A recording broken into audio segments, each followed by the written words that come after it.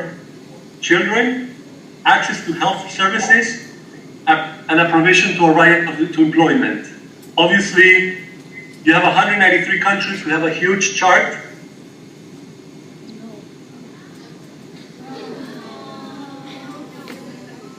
I have a chart in the office. So we have all these colors, and we are, and the Department of the UN is monitoring the implementation of all these items. Those that are in red are not fulfilling the MDGs that have to be fulfilled in 2 years' time. But most countries are, we are achieving that for most countries. And now the UN is trying to bring up the objective to a higher notch to those that already reached the 2015 MDGs, which is to bring an end to extreme poverty by the year 2030, 2030. And that is those persons living with less than $1.25 a day. So the idea for the UN is to end extreme poverty by 2030. And also, the UN is trying to reduce income inequality, that unfortunately there was no political will in the year 2000 when the MDGs were established. And that's a problem in Mexico, in Brazil, in Latin America, in Argentina, it's happening as well, which is we're ending poverty, but we are creating a wider gap between the rich and the poor. So the idea is to include this in the agenda in the next 2 years, in the agenda for the year 2050. Okay, that was the question from Barbara. I hope that she feels better. And I have another question from Montserrat Hidalgo.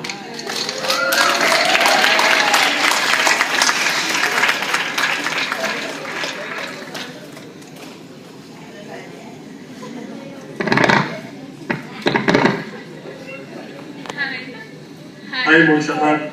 Hola. Montserrat, I hope I'm not mistaken. Tell me if this is your question. Which actions do you recommend to increase women's role in Islamic nations? And what will the UN propose to avoid? What will the UN propose to avoid women face racism in some of these nations? Is that your question? Yes. Yes. Okay. That's an extremely altruistic and very nice question that you posed, Montserrat. The UN is trying to encourage participatory democracy in countries. You can only promote and better the living standards of women when there is a civil society that will try to fight for their rights. The UN is not there to intervene on cultural aspects of different countries. In fact, the UN adheres to their cultural norms and living standards and ways of living, but there are some aspects of the aspect of women's rights that are already enshrined in the Charter of the Rights of Children and Young Girls, and that the UN is sending fact-finding missions to countries such as Afghanistan, Pakistan, Iran, and many other parts of the Middle East in trying to have the government adhere to these basic rights. A lot has been advanced, but there is so much to improve. And again, this is something that this practice has been taking place for thousands of years, and it's very difficult to change them overnight. But there is a little girl that her name is Malaka. I don't know if any of you heard of her. She's a girl from Afghanistan, and during the Taliban years, she has been, her family has been uprooted. Her family was, she was separated from her parents, and she was forced into labor.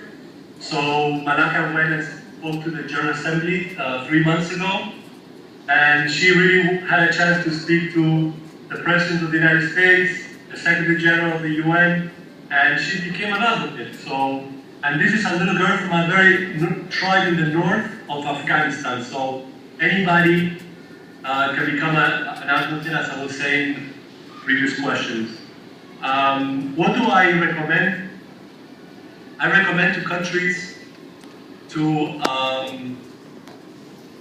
give importance to the plight of women.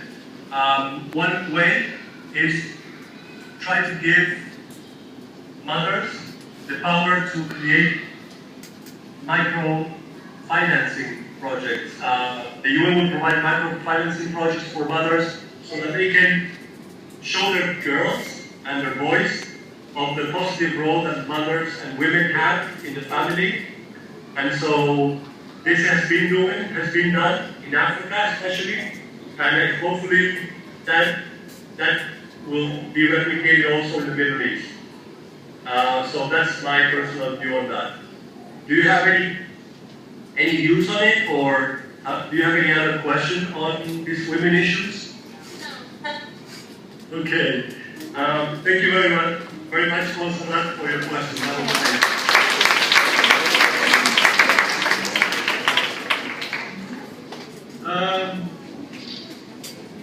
Okay.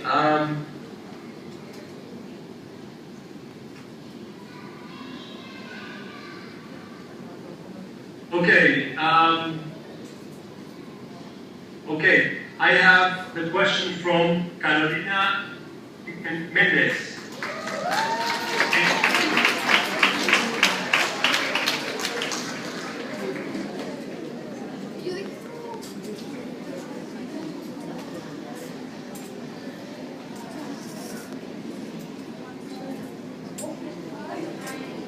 Hi.